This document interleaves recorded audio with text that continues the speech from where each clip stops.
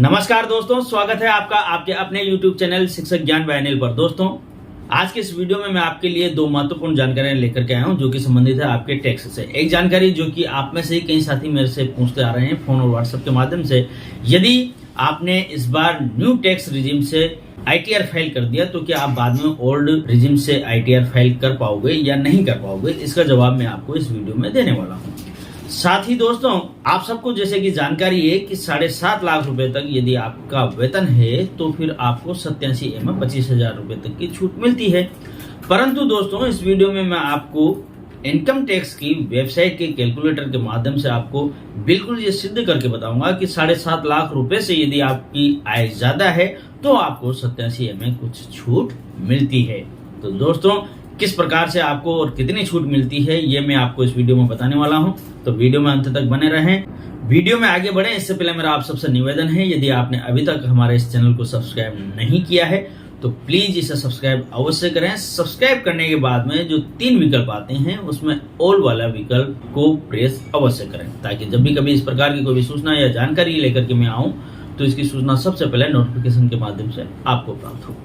तो दोस्तों, आप बिना किसी देरी के करते हैं वीडियो को प्रारंभ। दोस्तों, अब बात करते हैं कि आप टैक्स रिजीम को स्विच कर सकते हैं या नहीं। मतलब यदि आप न्यू टैक्स रिजीम से ITR फाइल करते हैं तो अगले वित्तीय वर्ष में वापस से ओल्ड टैक्स रिजीम में जा सकते हैं या नहीं जा सकते हैं।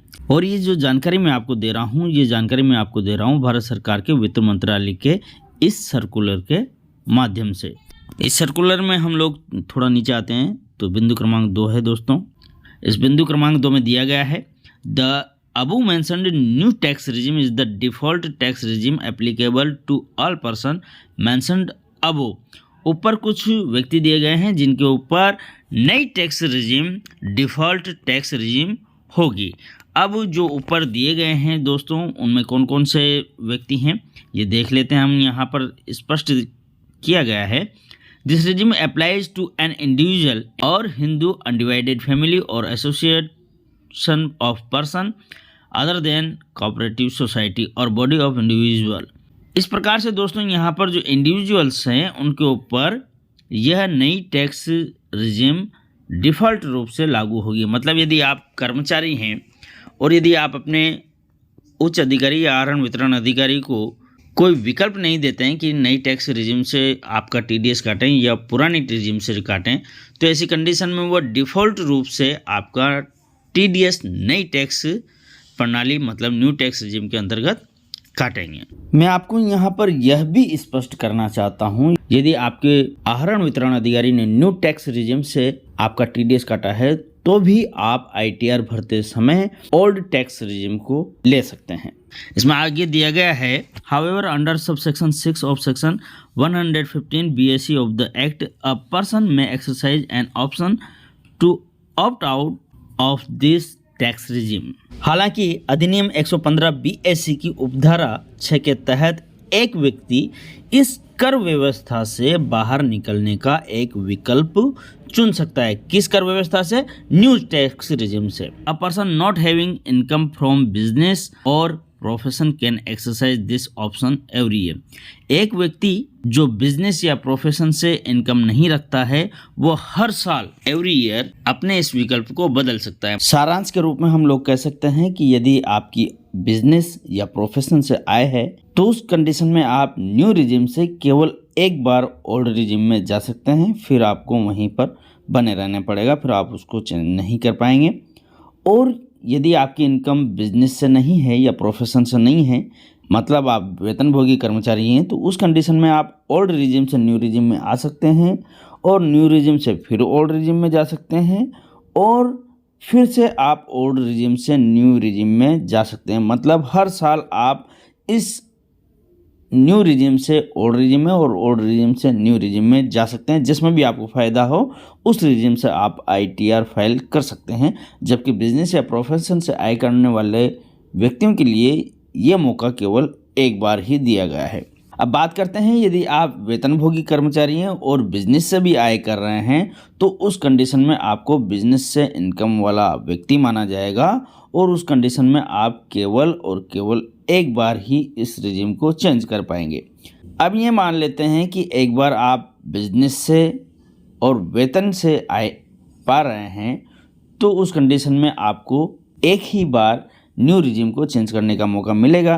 परंतु यदि आप भविष्य में केवल वेतनभोगी ही कर्मचारी रहते हैं, बिजनेस से इनकम आपकी नहीं है, तो उस कंडीशन में फिर से आप हर बार अपना ITR भरते वक्त इस रिजीम को चेंज कर पाओगे। दोस्तों अब बात करते हैं, यदि आपकी इनकम 7.5 लाख रुपए से अधिक है तो न्यू टैक्स रेजिम में आपको 87A में कितनी छूट मिलेगी, इसकी गणना हम किस प्रकार से करें। सीधे हम लोग पहले इसकी गणना सीखेंगे, उसके बाद में मैं आपको इनकम टैक्स की ऑफिशियल वेबसाइट के माध्यम से आपको बताऊंगा कि इसमें आपको 87A की छूट मिलती है यदि आपकी 7.5 लाख रुपए से अधिक इनकम है।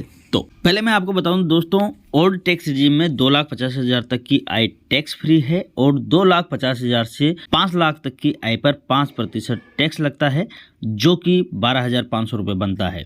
और जैसा कि आप जानते ही होंगे, यदि आपकी टोटल टैक्सेबल इनकम 5 लाख से कम होती है तो 12,500 रुपये की 87A में आपको छूट मिल जाती है और इस प्रकार से 5 लाख तक की इनकम आपके टैक्स से फ्री रहती है। यदि आपकी आय 5 लाख रुपए से 1 रुपये भी अधिक हो जाती है तो ओल्ड टैक्स रिजीम में आपको 12,500 रुपये तक की 87A की छूट नहीं मिलती है। ये देखिए दोस्तों, ये इनकम टैक्स विभाग का टैक्स कैलकुलेटर है, इसका लिंक मैं डिस्क्रिप्शन बॉक्स में डाल दूंगा। यहाँ देखें, मैंने असेसमेंट ले लिया है 2024-25, टैक्स पेड ले लिया इंडिविजुअल। यहाँ पर 115 BSC यदि हम यस लेते हैं, इसका मतलब न्यू टैक्स रिजीम की गणना हम कर रहे हैं। यहाँ पर मैं नो लिख रहा हूँ क्योंकि मुझे ओल्ड टैक्स रिजीम में आपको कुछ बताना है। देखिए यहाँ पर मैं ले लिया, रेजिडेंस ले लिया है। अब नेट टैक्सेबल इनकम, जो कि सभी कटौतियाँ हटाने के बाद में, यदि मैं यहाँ पर 5 लाख रुपये लिखता हूँ, देखें ये 5 लाख रुपये हो गया है, तो income tax after relief under section 87A 87A की कटौती के बाद मुझे कितना टैक्स बनेगा, तो मैं यहाँ पर टच करता हूँ। देखें 0 ही मेरे टैक्स बन रहा है।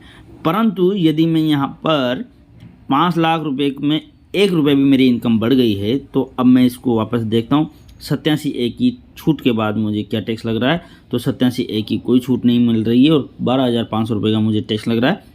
साथ ही हेल्थ एंड एजुकेशन सेस वगैरह तो देना ही पड़ेगा। लेकिन न्यू टैक्स रिजीम में ऐसा नहीं है। यदि आपकी इनकम 7,50,000 रुपये से अधिक भी हो जाती है तो भी 87A की छूट मिलती है। देखें दोस्तों, यदि मेरी टोटल इनकम 7,60,000 रुपये है, न्यू टैक्स रिजीम से मैं गणना बता रहा हूँ, तो इस कंडीशन में स्टैंडर्ड डिडक्शन की मुझे 50,000 रुपये की छूट यहाँ पर मिलने वाली है। जैसे ही 50,000 की छूट मिलेगी तो मेरी टैक्सेबल इनकम यहाँ पर रह गई है 7,10,000 रुपये और अन्य कोई छूट मिल नहीं रही है। इस कंडीशन में दोस्तों 0 से 3 लाख रुपये टैक्स फ्री है, बिल्कुल टैक्स नील है लगेगा। 3 लाख से 6 लाख रुपए की जो राशि है उस पर 5% के हिसाब से 15,000 रुपये टैक्स लगेगा। 6 लाख से 7,10,000 रुपये के बीच 1,10,000 रुपये की जो राशि है उस पर 10% टैक्स लगेगा, जो कि 11,000 रुपये बनता है। इस प्रकार से दोस्तों टोटल 26,000 रुपये मेरे टैक्स बन रहा है। परंतु 7,50,000 रुपये से अधिक मेरी यहाँ पर टोटल इनकम है और टैक्सेबल इनकम 7 लाख रुपये से अधिक है, तो भी मुझे यहाँ पर 87A की छूट मिलेगी। कितनी मिलेगी, अब मैं इसकी आपको गणना यहाँ पर समझाता हूँ। देखें दोस्तों, न्यू टैक्स रिजीम में जो नया अमेंडमेंट आया है, इसमें एक प्रावधान दिया गया है, यदि आपके टोटल जो टैक्स बन रहा है वो टैक्स यदि आपके 7 लाख रुपए से जो अधिक की इनकम है, जो कि जैसे यहाँ पर 26,000 रुपये अपने टैक्स बना हुआ है और 7 लाख रुपए से अधिक यहाँ पर 10,000 रुपये बन रहे हैं।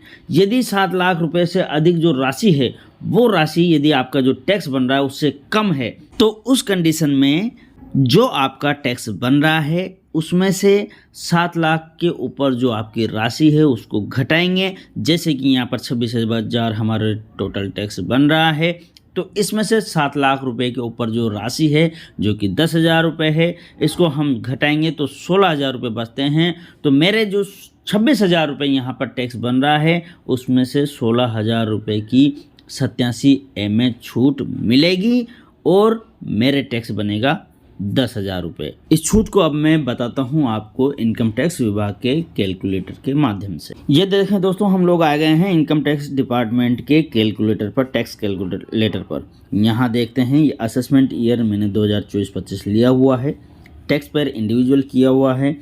अब 115 BSC को हमें यस करना है, क्योंकि हम लोग न्यू टैक्स रिजीम से टैक्स की कैलकुलेशन कर रहे हैं। यस कर दिया। उसके बाद में मेल ले लिया है, फीमेल भी लेना चाहें आप ले सकते हैं, रेजिडेंट ले लिया है।